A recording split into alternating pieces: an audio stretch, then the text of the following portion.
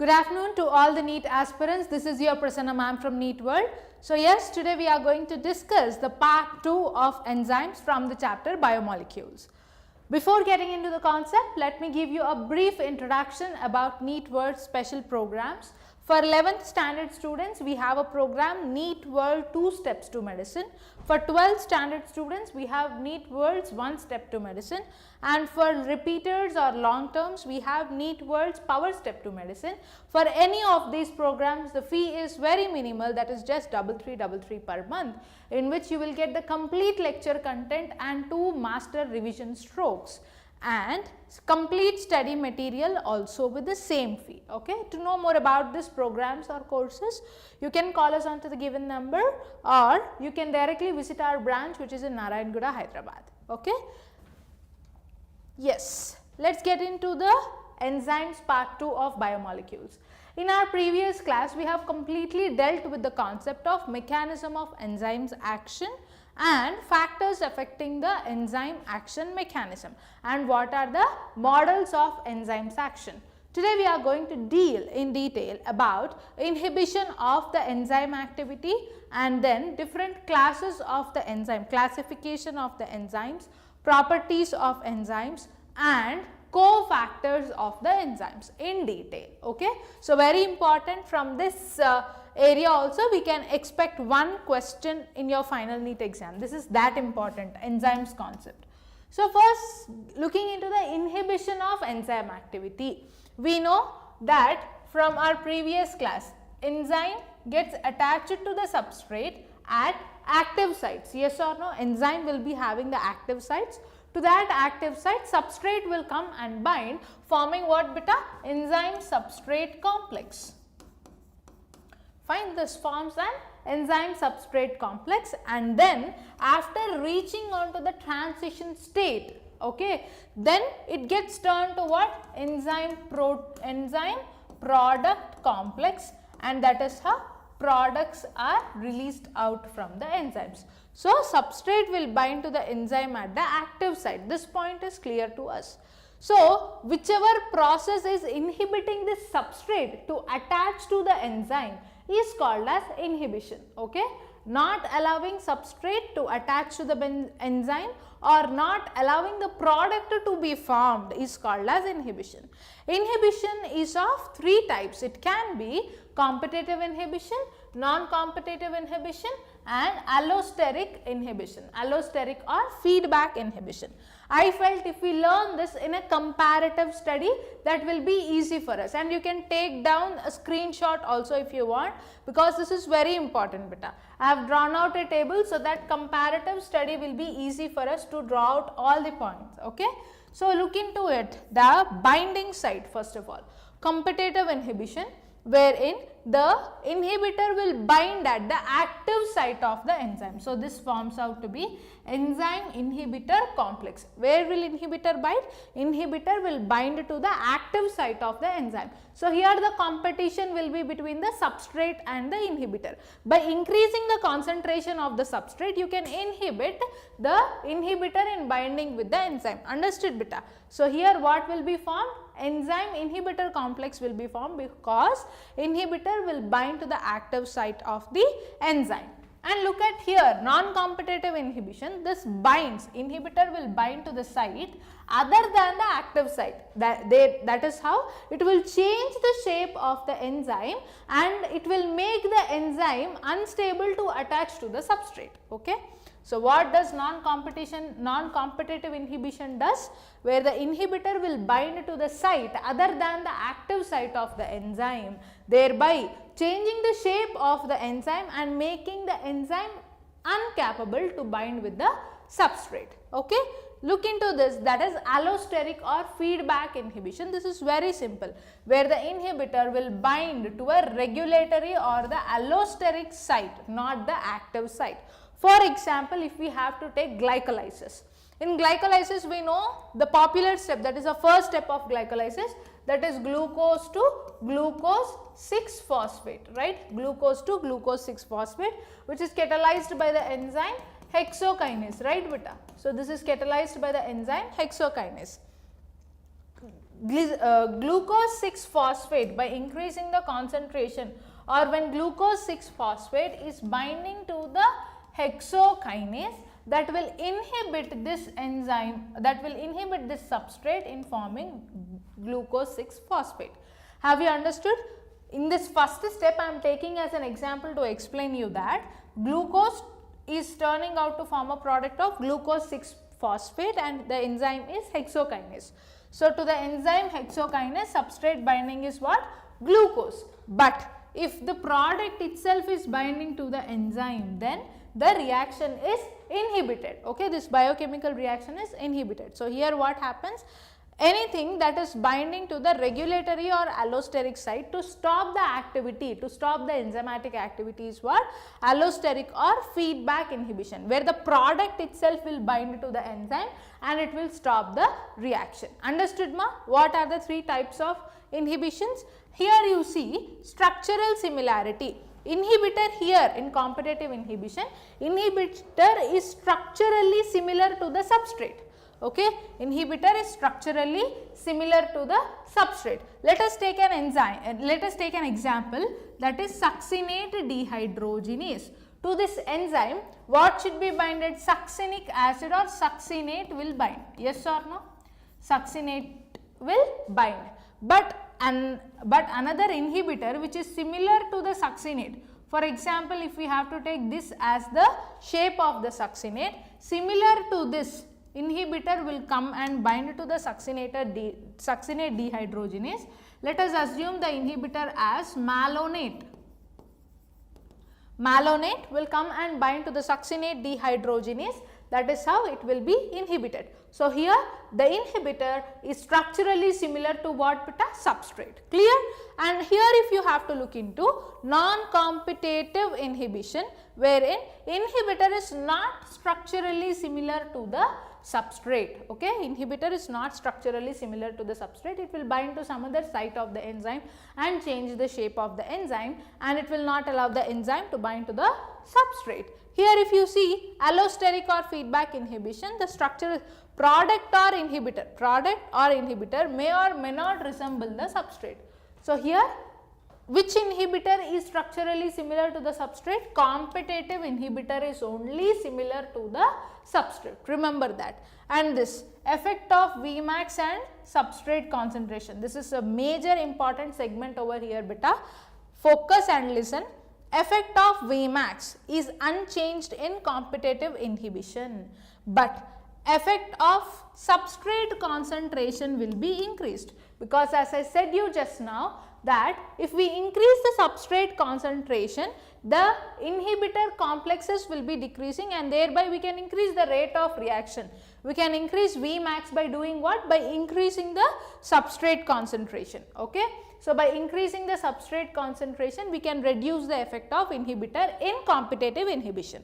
If you look into non-competitive inhibition, where Vmax will be decreased, because here enzyme substrate complex only will not be formed, because it is changing the enzyme shape, whereas here enzyme substrate complex can be formed. After enzyme substrate complex also, inhibitor will come and bind. Coming to some free active site, it will come and bind here, but here enzyme substrate complex will not be formed. Effect on substrate concentration remains unchanged here. Remember ma, here in non-competitive inhibition, Vmax, the velocity of the reaction or the rate of reaction will be decreased, and here substrate concentration will be increased in competitive inhibition. Allosteric inhibition, if you see, this is variable. Okay, this is variable, where it may or may not affect the substrate concentration. It may or may not affect substrate concentration. Clear, right ma? And here you see, can be reversed by substrate. Competitive inhibition, yes, it can. By increasing the substrate concentration, it can be reversed. Non-competitive inhibition, substrate cannot reverse the inhibition. Okay. Here if you increase the substrate concentration, inhibition capacity will be low, but here even though if you increase the substrate concentration, it cannot affect the activity of inhibition in non-competitive inhibition. Here if you see allosteric, it is not easily reversible, but it is regulated through pathway mechanisms, as product itself is inhibiting the enzymatic activity. So, it is variable, it cannot be easily reversible. Okay. Next, best example for competitive inhibition can be malonate inhibiting succinate dehydrogenase. For example, let us suppose this as the enzyme. To this will be the enzyme substrate complex, but malonate, it will come and malonate based on the structural similarity, it will come and bind like this. Okay, malonate and enzyme. This is enzyme inhibitor complex, this is enzyme substrate complex. See, it is structurally similar. Best example for non-competitive inhibition, that cyanide will inhibit cytochrome oxidase. Okay, cyanide is inhibiting cytochrome oxidase, that is the best example for non-competitive inhibition. Allosteric or feedback inhibition, where ATP, same, the example is driven from glycolysis itself, but here he has taken the third step of glycolysis, wherein ATP is inhibiting, ATP will inhibit phosphofructokinase, which is the rate limiting step. Okay, ATP itself inhibits the phosphofructokinase. And one more example, isoleucine inhibits threonine deaminase. Okay, this you will learn in protein biosynthesis. Okay, so here he has taken two examples, one from glycolysis and one from biosynthesis of proteins. So this, if we increase the ATP concentration, ATP inhibiting phosphofructokinase will stop the third step of what? Glycolysis. Okay, so these are the best examples, you have to remember this for sure. Okay, enzyme inhibitor complex formed, yes, in all the cases enzyme inhibitor complex will be formed. Lastly, what is its use in medicines? For example, here para-benzoic acid, p-aminobenzoic acid. Okay, p-aminobenzoic acid. So here these are used in drugs like sulfa drugs. P-aminobenzoic acid will be forming out the product folic acid. Folic acid in bacterial synthesis. Okay, bacteria will synthesize folic acid from p-aminobenzoic acid, that is PABA. But this is inhibited by what? Sulfa drugs. This is inhibited by sulfa drugs by what? Competitive inhibition. Here in non-competitive inhibition, this phenomena is used in toxins and some drug actions. And allosteric inhibition or feedback inhibition, this regulates the metabolic pathway, internal feedback regulation. This majorly does what beta? Internal feedback regulation. So this is all about competitive, non-competitive and allosteric inhibition. Here majorly what you have to remember, of course, the definition and structural similarity, most importantly the effect of Vmax and effect of substrate concentration, and majorly you have to remember the example. That's it. Okay, this is what you have to remember from inhibition concept. Coming to the enzyme classification. Enzyme is classified to 6 classes. Enzymes are classified to how many?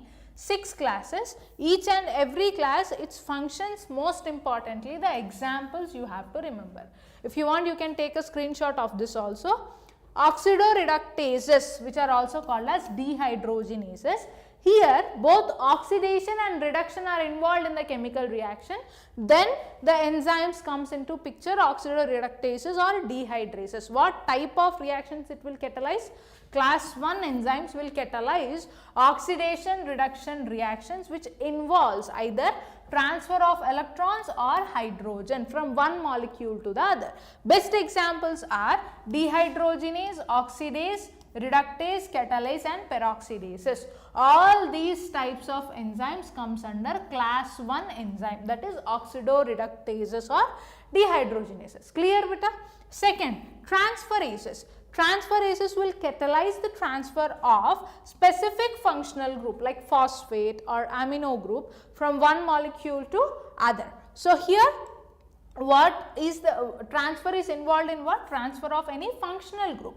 Functional group transfer might be like phosphate or amino group, then the enzymes which are catalyzing the reaction will be transferases. Best examples includes transaminases, that is transfer of amino group, kinases, transfer of phosphate groups. Clear?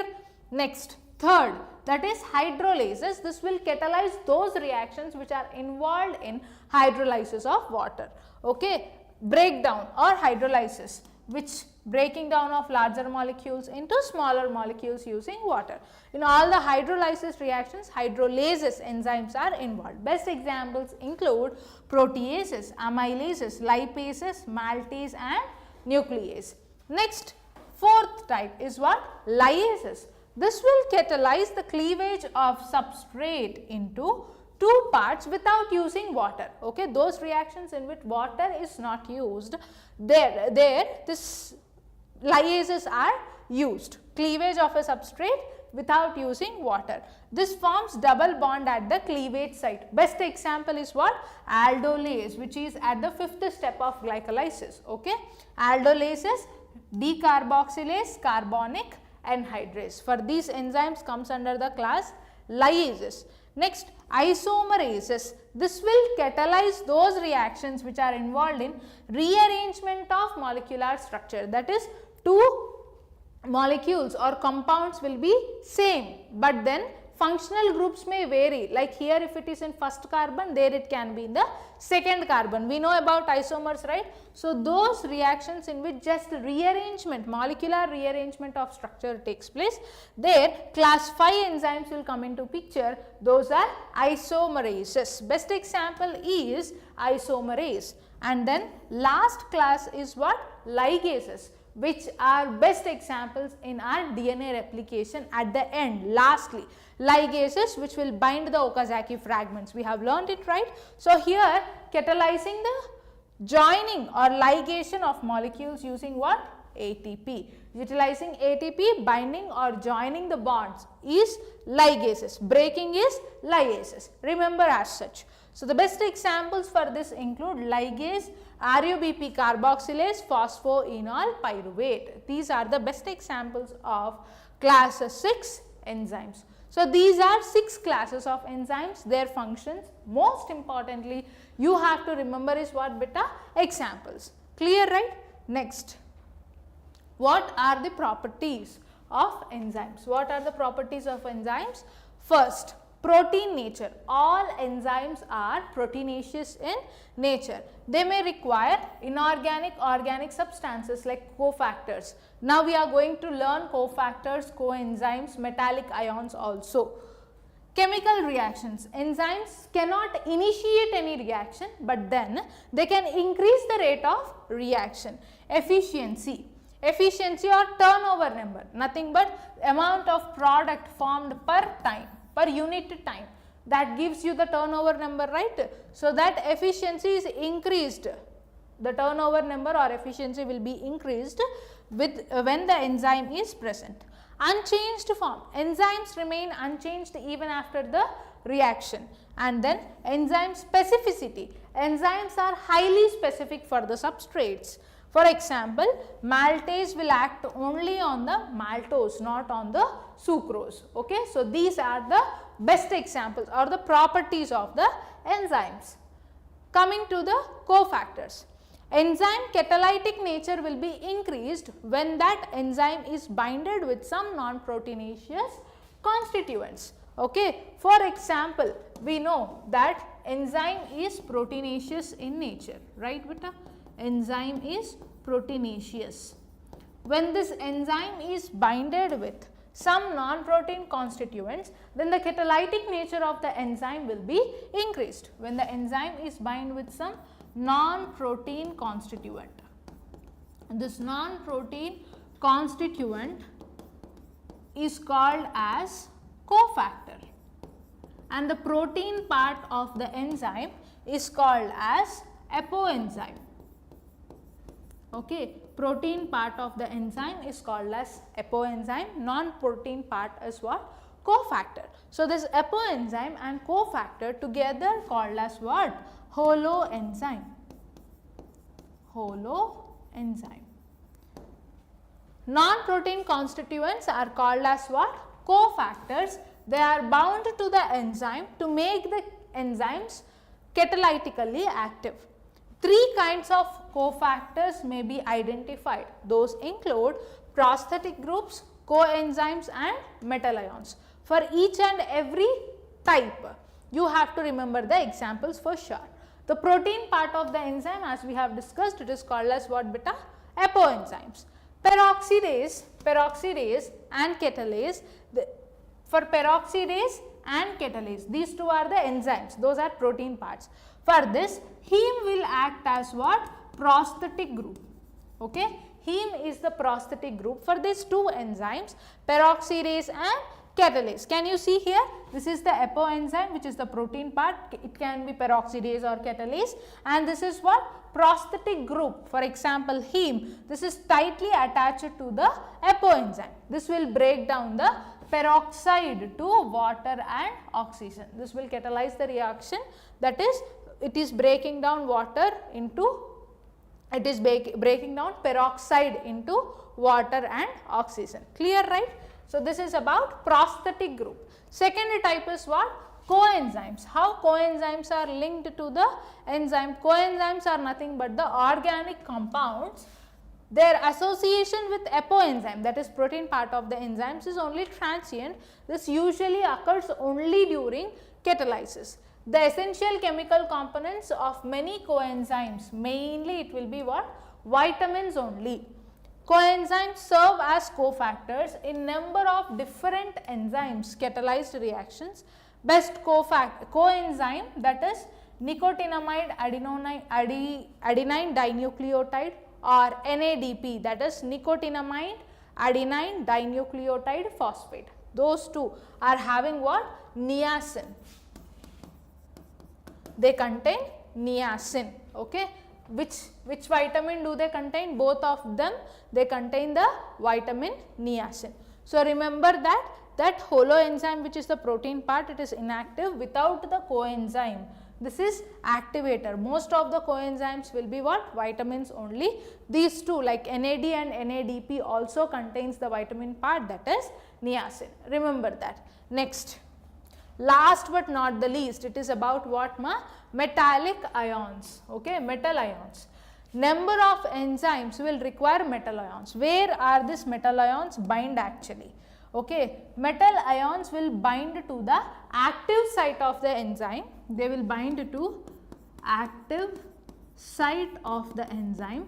Parallelly, these metal ions will be binding to the substrate as well, okay, in initiating the enzyme substrate complex formation. So, metal ions are binding to the active site of the enzyme, and they will also bind to the substrate by what? Coordination bonds or coordination complexes, thereby initiating the formation of enzyme substrate complex. Look into it properly, ma. A number of enzymes require metal ions for their activity, which form coordination bonds. Okay, coordination bonds will be formed with the side chains of the active site of the enzymes. At the same time it forms one or more coordination bonds with what? Substrate as well, initiating the formation of enzyme substrate complex. Best example for this include zinc, which is a cofactor for proteolytic enzyme carboxypeptidase. Okay, zinc is a cofactor for the proteolytic enzyme, that is carboxypeptidase. This is the best example for what? Metal ions. Clear, right, ma? So, with this we have finished the concept of enzymes, and biomolecules chapter is done. From tomorrow we will be starting with plant physiology. So, till here it is clear, right? I would like to end the session by once again giving you a brief intro about the NEET World special programs, wherein we have 3 special programs running over here.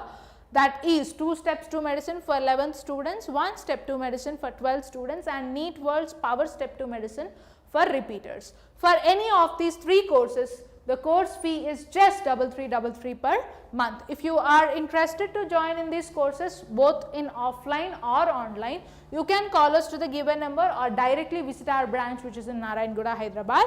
And finally, I would like to tell you the most beneficial aspect for all the students who are studying on their own.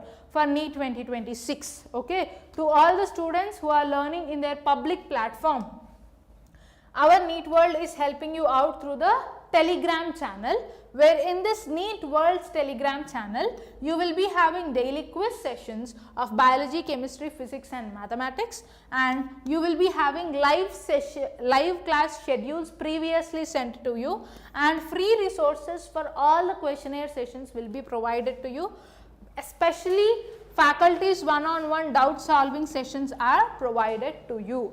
So, with all these facilities, you can join the Telegram group for free of cost beta. We are here to help you out in your preparation. To join this Telegram group, you can scan this QR code, or you can call us to the given number, okay? Or you can directly log in through our official website, that is www.neetworld.in. Okay, thank you. See you tomorrow.